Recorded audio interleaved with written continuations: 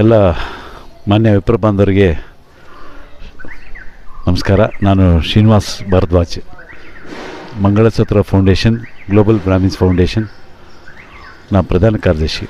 ಬಂಧುಗಳೇ, ಇದೇ ಅಂದರೆ ನಾಳೆ ಬೆಳಗ್ಗೆ ಶನಿವಾರ ಬೆಳಗ್ಗೆ 9:30ರಿಂದ ಸಂಜೆ 4 ಗಂಟೆವರೆಗೂ, ಮತ್ತು ಭಾನುವಾರ ಅಂದರೆ 30ನೇ ತಾರೀಕು ಬೆಳಗ್ಗೆ 9:30ರಿಂದ 3 ಗಂಟೆವರೆಗೂ ವಧುವರ ಸಮಾವೇಶ, ಮತ್ತು 3ರಿಂದ 3:30ವರೆಗೂ